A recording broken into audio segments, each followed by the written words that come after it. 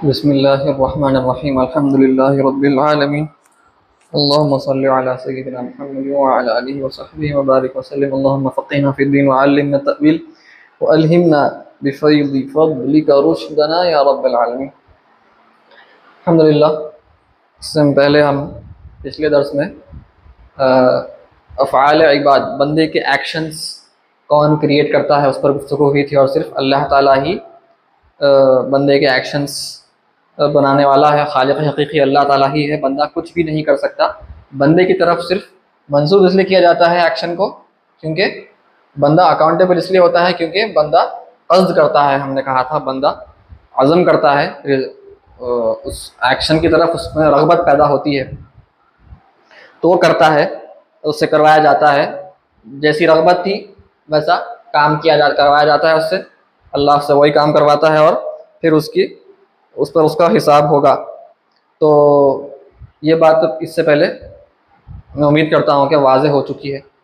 कोई डाउट है अगर आप इंशाल्लाह हज़रात कमेंट कर सकते हैं। आज इंशाल्लाह हम अच्छे और बुरे पे बात करेंगे कि अच्छा और बुरा क्या है, अच्छा और बुरा का तयन कैसे होता है, कैसे पता चलता है कि कोई चीज़ अच्छी है या बुरी है। इससे पहले भी बात हुई थी कि बंदे पे क्या अल्लाह ताला जुल्म फरमा रहा है कि अगर बंदा नेकी करना चाहता है और अल्लाह ताला उससे गुनाह करवा दिया तो क्या वो जुल्म हो जाएगा। तो हमने कहा था कि अशअरी उलमा वो कहते हैं कि वो जुल्म नहीं होता। तो उस पर इंशाल्लाह आज गुफ्तगू होगी। तो देखिए, अच्छा और बुरा, good and evil. Good and evil क्या हम अक्ल से, सिर्फ और सिर्फ अक्ल से पहचान सकते हैं? यह है सवाल।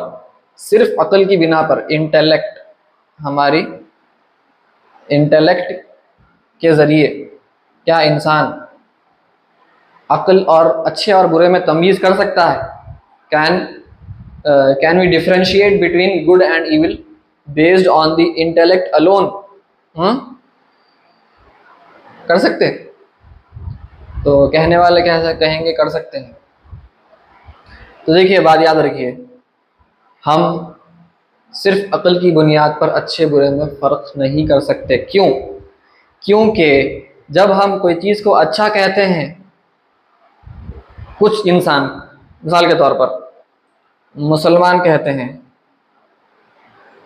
कि ड्रिंकिंग अच्छी चीज़ नहीं है, ठीक है, लेकिन कुछ लोग कहेंगे ना अच्छी चीज़ है, शराब पीना अच्छी चीज़ भी कोई कह सकता है? जी हाँ, कहने वाले हैं नहीं शराब के ये फ़ायदे हैं वो फ़ायदे हैं, ठीक है, लेकिन मुसलमान कहता है नहीं ये अच्छी चीज़ नहीं है। वैसे ही और भी चीज़ें हैं, ड्रग्स लेना जिससे नशा चढ़ता है, कहने वाले कहेंगे नहीं अच्छी चीज़ नहीं है, ठीक, कुछ लोग कहेंगे अच्छी चीज़ नहीं है, कुछ लोग कहेंगे नहीं अच्छी चीज़ है। जो ड्रग्स लेते हैं क्यों लेते हैं? उनको मज़ा आता है, ख़राब काम करने में मज़ा आता है तो वो और करते जाते हैं। वैसे ही बहुत चीज़ें हैं। आप आज हम जैसा हम ईस्टर्न माहौल में, खैर आज ईस्टर्न माहौल पे ईस्टर्न वर्ल्ड में वेस्टर्न इन्फ्लुएंस आ रहा है, मगरिबी तहजीब यहाँ पर आ रही है मशरिक़ में, लेकिन फिर भी हमारा ईस्टर्न कल्चर जो है इसमें औरत का पर्दा, इसकी बहुत अहमियत है हमारे पास। बल्कि यहाँ तक कि हिंदू तहजीब में भी औरत का पर्दा का एहतमाम वो करते थे। हर वक्त सर पे एक ओढ़नी डालकर यहाँ की औरतें रहा करती थी। आजकल तब्दीली आ रही है, वो वेस्टर्न इन्फ्लुएंस है, लेकिन आप देखिए कि पहले के ज़माने में, बल्कि इवन आप अगर वेस्टर्न ज़माने में देखेंगे,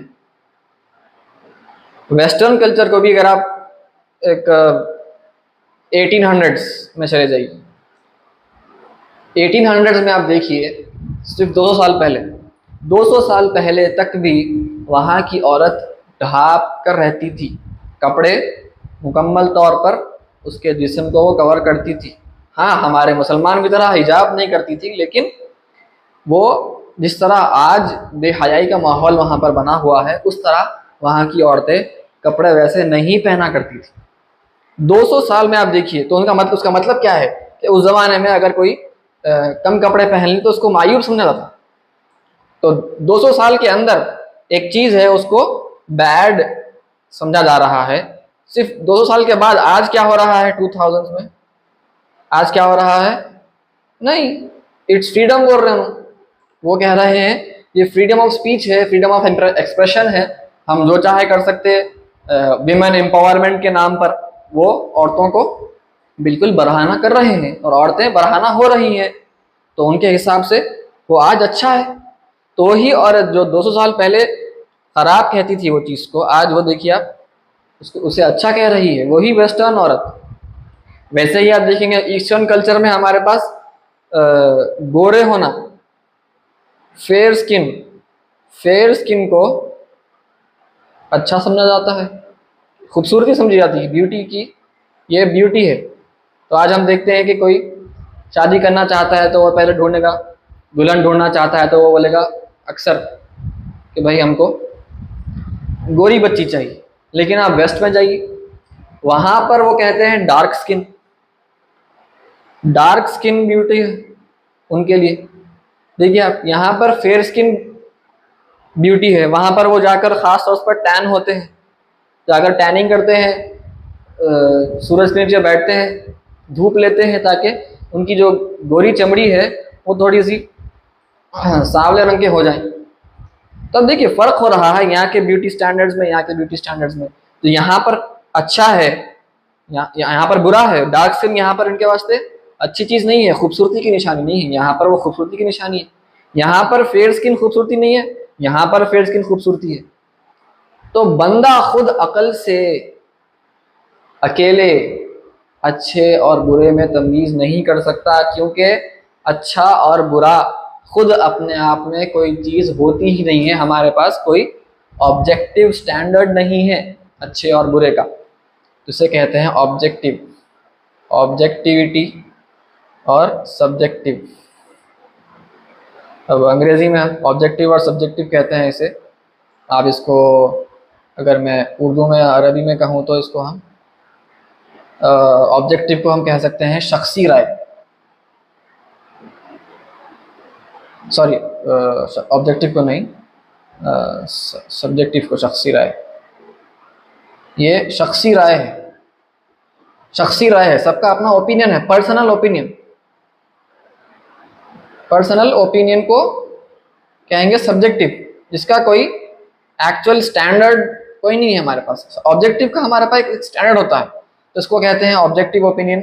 कोई चीज़ ऑब्जेक्टिव है का मतलब ये है कि मौजूई है, ये इसको तयशुदा है, तो ये मौजूई कहेंगे हम। अब ज़्यादा इसमें पढ़ने की ज़रूरत नहीं है, खाली समझिए कि 1+1 इज इक्वल टू 1 और 1 सारी दुनिया को मालूम है 2, कोई इसमें इख्तलाफ नहीं है। कोई भी अक्लमंद शख्स होगा वो कहेगा 1+1 इज इक्वल टू 2। तो ये चीज़ मौजूई चीज़ है, ये चीज़ एक स्टैंडर्ड है, एक हमारे पास स्टैंडर्ड मेंटेन हो चुका है, ये चीज़ पे कोई इख्तलाफ नहीं होता है।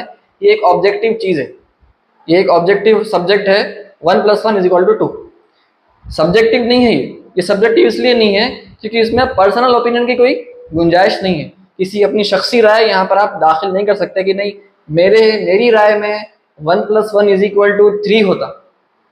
ये कोई नहीं कहेगा, क्योंकि सबको मालूम है ये एक ऑब्जेक्टिव मौजू है, ये एक मौजूई शय है, इसका ताल्लुक राय से नहीं होता, शख्सी राय से नहीं होता। ये मौजूई टॉपिक है, इसको रख दिया गया है वैसे ही, और ये चेंज होने वाली नहीं। ठीक, सूरज, वैसे ही सूरज कितने हैं हमारे पास? सन, एक सन है, एक शम्स है। ठीक, ये भी ऑब्जेक्टिव है।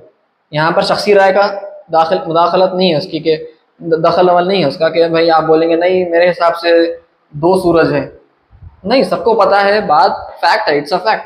तो ये ऑब्जेक्टिव है, सबको पता है, खुली बात कि ये सब्जेक्टिव में क्या होता है, राय दाखिल हो जाती है। तो आपके पास अच्छे बुरे के लिए का तयन करने के लिए आपको एक ऑब्जेक्टिव स्टैंडर्ड चाहिए।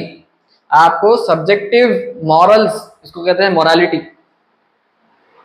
अखलाकियात कहें आप, क्या कहते हैं कहें, मोरालिटी अंग्रेजी में कहते हैं, कि अच्छे और बुरे का तयन करने सब्जेक्टिव ओपिनियन अगर आप लेंगे तो आप कभी भी तय नहीं कर सकेंगे कि अच्छा क्या है बुरा क्या है, क्योंकि सबकी अपनी राय है। सबकी, किसी की राय गोरेपन की तरफ है कि खूबसूरती गोरापन है, किसी की तरफ, किसी कोई कहता है कि सावलापन खूबसूरती है, आप, कोई कहता है 200 साल पहले कि कम कपड़े पहनना अच्छी चीज नहीं है, आज कह रहा है कोई कह रही वो अच्छी चीज है। तो आप इंसानों के दरमियान इख्तलाफ हो जाएगा, यहां तक कि आप कहें मर्डर, और जो कुछ भी आप सोच सकते हैं, बड़े से बड़ा जुर्म, ठीक है, औरतों की इज्जत पर हमला करना, जो कुछ भी आप सोचिए, अब मर्डर जो करने वाला है वो कहेगा नहीं मैंने अच्छा काम किया इसलिए तो किया मैंने, अच्छी चीज थी वो। दूसरे हम सब कहेंगे नहीं मर्डर तो गलत चीज है साहब, नहीं, जो मर्डरर था, जो कातिल था, वो कहेगा नहीं ये अच्छी चीज की मैंने, इसलिए तो मैंने किया है, ये शख्स जीने के लायक नहीं था मेरे हिसाब से। तो आप देखिए इंसानों के दरमियान इख्तलाफ हो जाता है क्योंकि ये सबकी अपनी राय होती है। तो हम इंसानों की सब्जेक्टिव ओपिनियन का इस्तेमाल करके हम अच्छा और बुरे का फैसला कभी नहीं कर सकते। याद रखिए, अक्ल के बिना पर अच्छे बुरे का फैसला कभी नहीं हो सकता। अक्ल की बिना पर अच्छे बुरे का फैसला कभी नहीं हो सकता। तो फैसला फिर किस बिना पर होगा? आपको ऑब्जेक्टिव स्टैंडर्ड चाहिए, आपको ऑब्जेक्टिव स्टैंडर्ड चाहिए, कोई ऊपर से अथॉरिटी चाहिए। हमारे इंसानों के ऊपर अथॉरिटी होना पड़ता, वो अथॉरिटी कहेगी ये अच्छा है ये बुरा है, तो इंसान कहेंगे जी हम मान लिए।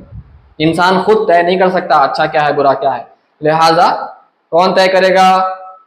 अल्लाह ताला तय करेगा। अल्लाह ताला तय करेगा अच्छा क्या है बुरा क्या है, ये काम अच्छा है ये काम बुरा है। ये कैसे पता चलेगा हमको?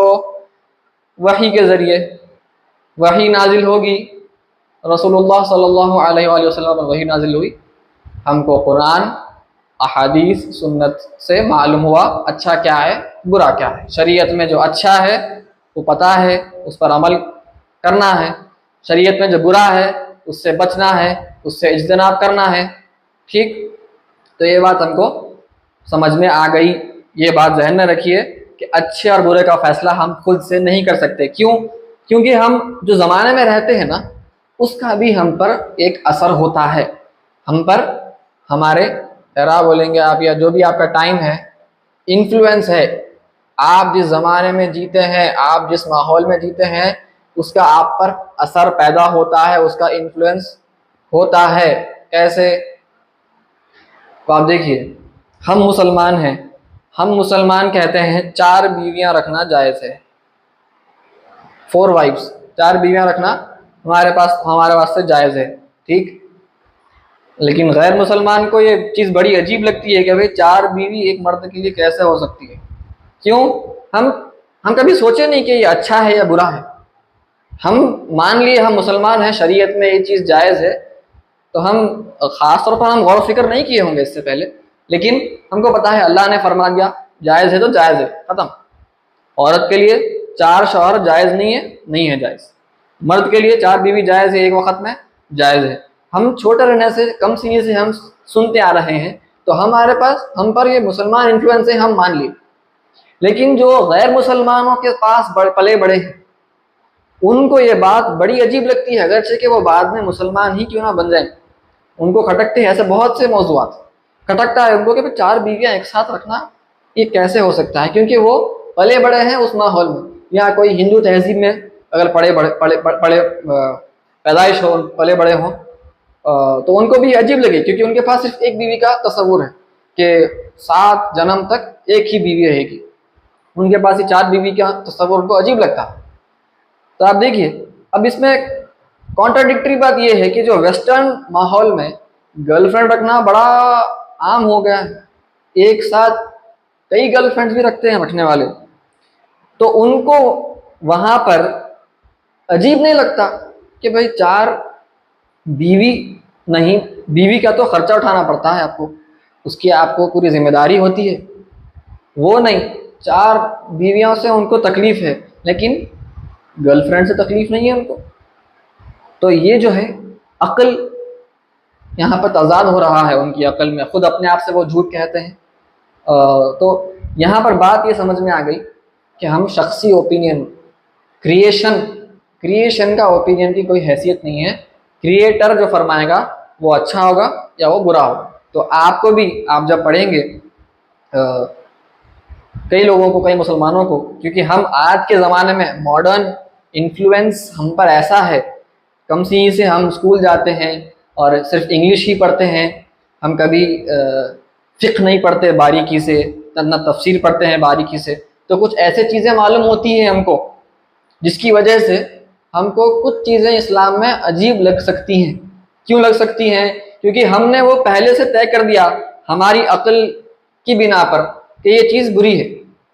अब हम, ये गलती हुई, पहली गलती ये थी हमारी कि हम अक्ल से तय कर लिए, क्योंकि हम हमारे ज़माने से इन्फ्लुएंस्ड हैं, मुतासिर हैं, हमने तय कर लिया कि वो चीज़ बुरी है। बाद में हम पढ़ते हैं कि शरीयत में तो वो चीज़ जायज़ है, तो हमने कहा ये कैसे हो सकता है, हमको अजीब दिखता है। तो हम ये अक्ल का इस्तेमाल भी वो गलत होता है और हम समझते हैं कि इस्लाम में ऐसा भी है। इस्लाम में फॉर एग्ज़ाम्पल, इस्लाम में ग़ुलाम बांदी रखना जायज़ है, हराम नहीं है। तफसील है उसकी इंशाअल्लाह, जब उसका मौजू आएगा तो फ़िक़्ह में आप पढ़ सकते हैं। फ़िक़्ह का दर्स जब इंशाअल्लाह होगा तो आप हज़रात इस्तिफ़ादा कर सकते हैं कि क्या है, उस्ताद से पूछिए। तो ग़ुलाम बांदी का तसव्वुर है इस्लाम में, लेकिन उसके तफसीलात हैं, उसके शराइत हैं, कब हो सकता, कब नहीं हो सकता, तफसील है। लेकिन जैसे ही पहली बार आप सुनते हैं आपको अजीब लगता है कि क्यों इस्लाम में ऐसा भी हो सकता, क्यों? क्योंकि आपके ज़माने से इन्फ्लुएंस्ड हैं। आज हमारे ज़माने में तकरीबन नहीं के बराबर है, ख़त्म हो चुका है सब। तो ग़ुलाम बांदी का सिस्टम आज ख़त्म हो चुका है। तो आप सोचेंगे ये क्या बात हुई, क्यों इस्लाम ने जायज़ करार दिया है ऐसी चीज़ को? तो पढ़ना पड़ता। स्लेवरी का तर्जुमा नहीं करूँगा मैं, स्लेवरी तर्जुमा गलत है, स्लेवरी बोलना उसको गलत है। कई उलमा फरमाते स्लेवरी नहीं है, स्लेवरी कुछ और है, ग़ुलाम बांदी सिस्टम जो है वो हमारे इस्लाम का कुछ और है। तफसील से आप पढ़ेंगे समझ में आएगा आपको क्या है। लेकिन फ़िलहाल मैं खाली ज़िमन अर्ज़ किया हूँ कि इस किस्म के जो मौज़ूआत हैं, या हज़रत आयशा रज़ियल्लाहु तआला अन्हा उम्मुल मोमिनीन रज़ियल्लाहु अन्हा, आपकी जो शादी हुई है नबी करीम सल्लल्लाहु अलैहि वसल्लम से, उस पर भी हमको सवाल करता है करने वाला आज अंग्रेज़ करता है, मुस्तशरिकीन करते हैं, एथीस्ट करते हैं सवाल, मुल्हिदीन सवाल करते हैं, यहूद और नसारा करते हैं कि देखो सिर्फ 6 साल की लड़की से तुम्हारे नबी ने शादी कर ली। तो क्योंकि आज हम इस ज़माने में जी रहे हैं, हम पुराने ज़माने में क्या होता था, क्या तकाज़े थे उस ज़माने के, हम नहीं समझ सकते, लिहाजा हमको ये चीज़ अजीब लगती है जब पहली बार सुनते हैं। क्यों? क्योंकि हमने पहले से तय कर लिया कि ये करना गलत है, वो करना सही है। क्यों, किस बिना पर तय किया?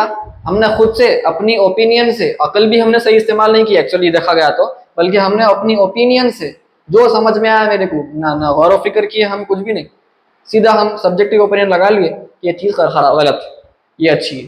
तो हमने कभी गौर व फिक्र नहीं किया, इसलिए हमको अजीब दिखता है। क्यों? हम हमारे ज़माने से भी इन्फ्लुएंस्ड हैं, हमारे जो ओपिनियंस होते हैं वो हमारे ज़माने से भी इन्फ्लुएंस्ड होते हैं। हम जिस ज़माने में जी रहे हैं, हम जिस कंट्री में रहते हैं, हम जिस मुल्क में रहते हैं, उससे, हमारे माहौल से हमारे ओपिनियंस इन्फ्लुएंस होते हैं, ये हकीकत है, आप इससे इनकार नहीं कर सकते। ठीक, तो वैसे ही बात ज़हन में रखिए, कभी भी कोई भी चीज़ आपको गलत दिखे कि ये कैसा हो सकता, वो कैसा हो सकता, ये गलत है, ये सही, इस्लाम में ऐसा कैसे हो सकता, ये सवाल अगर आए तो उलमा से रुजू फरमाइए और ख़ुद से तय मत करिए कि ये चीज़ गलत है। जाके देखिए शरीयत में क्या है, उलमा से पूछिए। तो शरीयत में हमारे पास फ़िक़्ह के 4 मज़ाहिब हैं, अक़ीदे के 3 मज़ाहिब हैं। उन्होंने करार फरमा दिया है कि जो चीज़ अल्लाह से आती है वो, अल्लाह ने फरमाया ये काम करना अच्छा है, ये अच्छा, अल्लाह ने फरमाया ये काम करना गलत है, वो गलत है।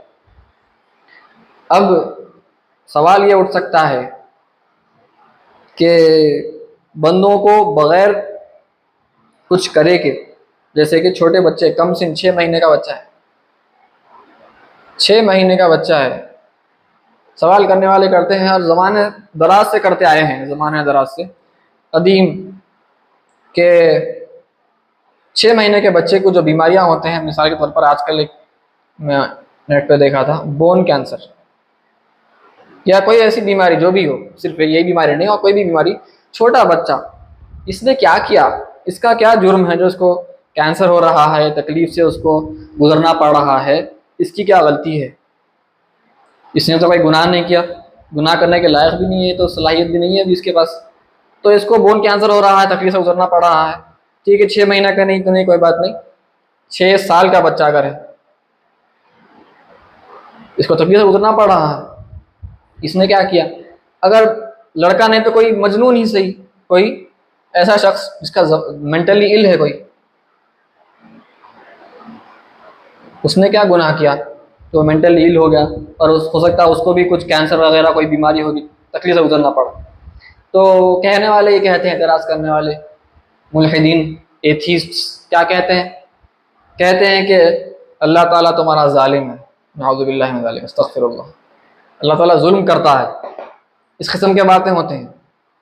तो अब हम जो अकीदा पढ़े हुए नहीं हैं, जो मंतिक लॉजिकली गौर व फिक्र नहीं किए, उलमा के पास जाकर बैठे नहीं, तो वो हजरात इन बातों से आकर कंफ्यूज हो जाते हैं, क्योंकि आपको पहले पता नहीं कि अकल का इस्तेमाल होता कैसे है, क्योंकि आप कम सीनी से आप ये फील्ड में आए नहीं, कभी गौर व फिक्र किया नहीं, तो कहता है कि जालिम है तुम्हारा खुदा, तो मुसलमान हमारे हो जाते हैं कंफ्यूज। सबसे पहले देखिए, आप उनसे बात करना नहीं है, आपको ट्रेनिंग करना है। आप पहले अकीदा पढ़िए, ठीक से पढ़िए, पुख्ता होइए, उसके बाद बात करिए। आप आलिम बनिए अकीदे में, जाके फिर बात करिए, कम से कम तालिब इल्म तो बनिए। आप बगैर जिम गए के, बगैर ट्रेनिंग लिए के फाइट में उतरते नहीं। आप कोई बेवकूफ़ी उतरेगा फाइट में, जाके डिबेट कर रहे हैं उनसे इनसे, बगैर पढ़े रहे लिखे। आप पढ़िए लिखिए, फिर जाकर गुफ्तगू कीजिए, ठीक है, बात समझ में आती है। बगैर पढ़े लिखे आप इन किस्म के मबाहिस में मत पढ़िए, आपके ईमान को दांव पर मत लगाइए। तो देखिए, यहाँ पर बात ध्यान में रखिए, हमारे लिए अच्छा अल्लाह ताला जालिम कभी नहीं हो सकता, नाउज़ु बिल्लाह, ये जालिम नहीं हो सकता अल्लाह ताला। क्यों नहीं हो सकता? क्योंकि हमारे लिए हमारी राय से हम नहीं बनाते, हम, हमारे ऊपर अथॉरिटी है। किसकी अथॉरिटी है? अथॉरिटी है हमारे ऊपर अल्लाह ताला की। अल्लाह ताला जो फरमाया वो अच्छा, कुरान में आया है, ला युसअलु अम्मा यफ़अलु व हुम युसअलून, कि वो जो भी करता है उससे सवाल नहीं किया जाता, बल्कि मखलूक से सवाल किया जाएगा।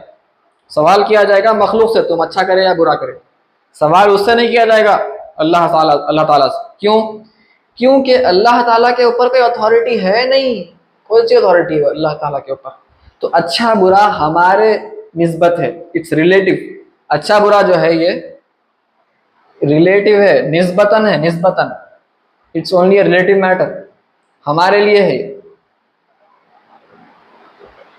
निस्बतन है, सिर्फ हमारी निस्बत, हमारे बनिस्बत अच्छा बुरा अल्लाह ताला ने तायुन फरमा दिया। इसलिए अल्लाह ताला के ऊपर कोई अथॉरिटी नहीं है। अल्लाह ताला के लिए कोई भी चीज़ अच्छी या बुरी हम नहीं कह सकते। क्यों? क्योंकि हम प्रॉपर्टी है अल्लाह ताला की। अल्लाह, हम वजूद में आए कैसे? अल्लाह ने बनाया। आप देखिए, मेरा, अब ये मेरा ये पेन है, मार्कर है, ये बोर्ड है हमारा, ये हमारा फ़ोन है, हम रिकॉर्डिंग कर रहे हैं। अगर मैं इसको, या मेरी नई गाड़ी खरीद लूँ, मैं मेरी एक नई कार खरीदता हूँ, मैं ज़बरदस्त महंगी कार खरीद लिया, और कार खरीद कर मैं उसको तोड़ दिया, मेरी कार है, मेरी प्रॉपर्टी है, मेरी प्रॉपर्टी को मैं कुछ भी कर लूँ, कोई क्या मुझ पर केस कर सकता है? फरमाइए, गौर फिक्र कीजिए। मेरी प्रॉपर्टी है, मेरी गाड़ी है, मेरे घर में रखी हुई है, मैं मेरी गाड़ी को तोड़ देता हूँ, हैमर लेके मारता हूँ हथौड़े से, कुछ भी कर लूँ, मैं मेरी प्रॉपर्टी को, मेरे घर को मैं तोड़ लूँ, क्या कोई आकर मुझ पर लॉ सूट कर सकता है? जी इन्हों तोड़ दे रहे हैं गाड़ी, नहीं, ये गाड़ी मेरी है, मैं जो चाहे करूँ मेरी गाड़ी के साथ। मैं मेरी गाड़ी तोड़कर नई गाड़ी लूँ, मैं मेरी गाड़ी तोड़कर उसको फिर कुछ और करूँ, कस्टमाइज कर लूँ, मैं मेरा घर तोड़कर मैं घर को फिर से बना लूँ, कुछ भी कर लूँ मैं, मुझ पर कोई भी आकर केस नहीं कर सकता। हाँ, किसी और की गाड़ी अगर तोड़ूं मैं, किसी और का घर अगर तोड़ूं मैं, तो जब वो कहेंगे आकर भाई आप गलत कर रहे हैं, आप पर अब केस होगा, ठीक है, आपको अब मुजरिम कहा जाएगा, क्योंकि आप अपनी मिल्कियत में नहीं किसी और की मिल्कियत पर तसर्रुफ कर रहे हैं। हाँ, तो ये वैसे ही समझिए, हम किसकी प्रॉपर्टी हैं? हम तो अल्लाह ताला की प्रॉपर्टी हैं। हम अल्लाह ताला की मिल्कियत है, किसी और की मिल्कियत है क्या? अल्लाह ने बनाया, अल्लाह चाहता है तो वो जो चाहे करे, बंदों को जहन्नम में डाले, बंदों को जन्नत में डाले। वो डालेगा नहीं, वो आदिल है, आदिल, ठीक है, वो फजल फरमाने वाला है, फजल फरमाने वाला है इंशाअल्लाह। लेकिन वो बंदों से मोहब्बत करता है, वो अल वहाब है, हाँ, वो अल गफ्फार है, वो सत्तार है, वो गफूर है, वो बंदों को माफ़ फरमाने वाला है। लेकिन अगर हम यहाँ पर, हमको पता है कि अल्लाह इंशाअल्लाह ताला अल्लाह हमको माफ़ फरमाएगा, हम तौबा करेंगे इंशाअल्लाह हमारे गुनाहों से। लेकिन अगर अल्लाह ताला कुछ करे भी बंदों के साथ, जहन्नम में डाल दे, जन्नत में डाल दे, कोई जिंदगी भर नेकी करने वाले को उसको जहन्नम में अगर डाल दे, डाल सकता है वो चाहा। अगर कोई जिंदगी भर गुनाह करने वाला, उसको वो चाहा जन्नत में डाल दे, जन्नती बना दे, उसकी मर्जी, उसकी प्रॉपर्टी है, वो जो चाहे करे। उसको कोई नहीं कहेगा ये तो गलत कर दिया आप एक गुनहगार को जन्नती बना दिए, आप एक नेक बंदे को जहन्नमी बना दिए, आप तो गलत कर दिए। नाउज़ुबिल्लाह, ये हो ही नहीं सकता। तो ये अल्लाह के वास्ते अच्छा बुरा तय करने वाला कोई नहीं है। वो जो चाहे अपनी प्रॉपर्टी में जो चाहे करे। बंदों के वास्ते है अच्छा बुरा, उसके वास्ते कोई अच्छा बुरा नहीं है, उसका इरादा है, वो इरादा फरमाता है। वो हम कहते हैं कि वो इरादा फरमाता है, अल्लाह ताला इरादा फरमाता है। ला यकुनु इल्ला मा युरीद, वो जो चाहे करे, उसकी मशीयत है, वो इरादा फरमाता है, वो अच्छा फरमाता है, बुरा फरमाता है नहीं कहेंगे। अच्छा बुरा तो हमारे बनिस्बत बज़ाहिर होगा, हम कहेंगे अल्लाह ने फरमाया, अल्लाह ने इरादा फरमाया, अल्लाह ने इरादा फरमाया, अच्छा फरमाया, बुरा फरमाया, ये कहना गलत है। अल्लाह ने अच्छा फरमाया, अल्लाह ने बुरा फरमाया, ये नहीं कहेंगे, ये कहना गलत है। हम कहेंगे अल्लाह ने इरादा फरमाया, उसने ये फरमा दिया। अल्लाह ने इरादा फरमाया कि ये हो, ये हो गया, उसने ये फरमाया, इरादा ये हो गया। ठीक है, ज़हन में ये रखिए। और यहाँ पर बात क्लियर कर दो और एक्स्ट्रा, ये बंदा, ये बच्चा, जो भी इसको तकलीफ हो रही है बज़ाहिर दुनिया में, आखिर में कहाँ जाने वाला है? जहन्नम में, जन्नत में? जन्नत में। जन्नत में क्या है? अबदी मज़े हैं, प्लेजर्स हैं, सुकून और राहत है। तो वो कहाँ का जुल्म हुआ? कहाँ का जुल्म हुआ? बज़ाहिर छोड़े, बच्चे को डॉक्टर साहब इंजेक्शन देते हैं, कोई बीमारी हो गई तो डॉक्टर से पूछेंगे यार डॉक्टर साहब इंजेक्शन क्यों दे रहे हैं, बच्चे को तकलीफ दे रहे हैं, आप तो जुल्म कर रहे हैं बच्चे के साथ। नहीं, बच्चे की मुस्तकबल के लिए डॉक्टर को जो करना है वो करेगा। तकलीफ देना है बज़ाहिर, इंजेक्शन की, सिरिंज की तकलीफ होगी, लेकिन आखिरत में at the end look at the bigger picture, आखिरत में क्या होने वाला है? इख्तिताम क्या होने वाला है? इख्तिताम ये होने वाला है कि बंदा शिफायाब होने वाला है इंशाल्लाह, इसलिए इंजेक्शन दिया जा रहा है। वैसे ही अल्लाह की मर्जी, आखिरत में तो वो जन्नत में ही दाखिल करेगा। ठीक है, ये छोटे बच्चों का मसला, अगर इस किस्म के कोई सवालात करे तो जवाब ऐसा दिया जा सकता है, और हमारे ईमान की हिफाजत इस तरह हम कर सकते हैं। इसमें देखिए और बहुत तफसील है, हम अभी बिगिनर लेवल है, हम बहुत मुब्तदीन के लिए हम बात कर रहे हैं। उलमा ने और मज़ीद तफसीलात बयान फरमाई हैं। इंशाल्लाह कभी आगे के बड़े कुतुब पढ़ेंगे तो इंशाल्लाह और तफसील से बात करेंगे। उम्मीद करता हूँ कि आप हज़रात को ये मौजू समझ में आ गया होगा। कोई डाउट्स वगैरह हैं तो इंशाल्लाह आप हज़रात नीचे कमेंट्स में कर सकते हैं सवालात इंशाल्लाह ताला। व सल्लल्लाहु तआला अला खैरि खल्क़िही व नूरि अर्शिही सय्यिदिना मुहम्मदिन व अला आलिही व सहबिही अजमईन वल्हम्दुलिल्लाहि रब्बिल आलमीन।